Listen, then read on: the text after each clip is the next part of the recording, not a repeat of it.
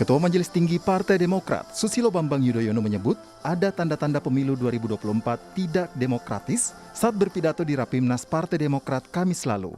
SBY menyebut mendapat informasi terkait Pilpres yang diatur hanya akan diikuti oleh 2 pasang calon.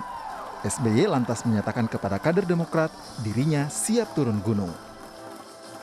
Mengapa saya harus turun gunung? Menghadapi pemilihan umum 2024 mendatang. Saya mendengar, mengetahui bahwa ada tanda-tanda pemilu 2024 bisa tidak jujur dan tidak adil. Konon akan diatur dalam pemilihan presiden nanti yang hanya diinginkan oleh mereka 2 pasangan capres dan cawapres saja yang dikehendaki oleh mereka.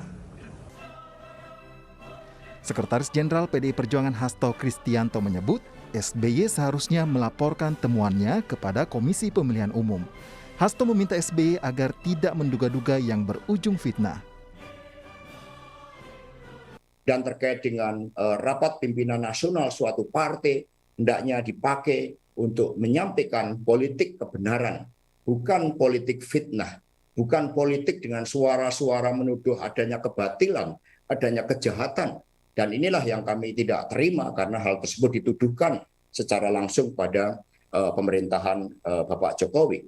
Ketika Bapak SBY memang mendengar dan kemudian tadi dikatakan mendengar dan kemudian mengetahui, ya itu harus disampaikan melalui proses hukum sehingga segala sesuatunya berakar dalam koridor hukum yang ada.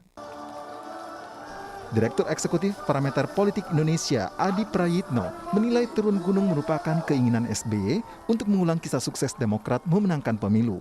Sikap ini juga dibaca Adi Prayitno sebagai peluang SBY mencarikan kendaraan politik untuk Agus Harimurti Yudhoyono. Dugaan-dugaan kecurangan pemilu 2024 yang dihembuskan oleh SBY itu kan sangat sumir dan sangat mudah untuk dibantah. Karena ukurannya hanya disetting akan ada poros politik 2. Itu artinya apa? Poros politik itu tidak ada kaitannya dengan kecurangan.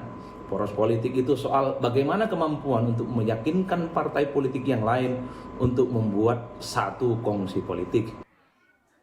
Sebelumnya, Partai Demokrat dan PDI Perjuangan juga telah saling sindir terkait kebijakan BLT hingga proyek infrastruktur pemerintahan Jokowi.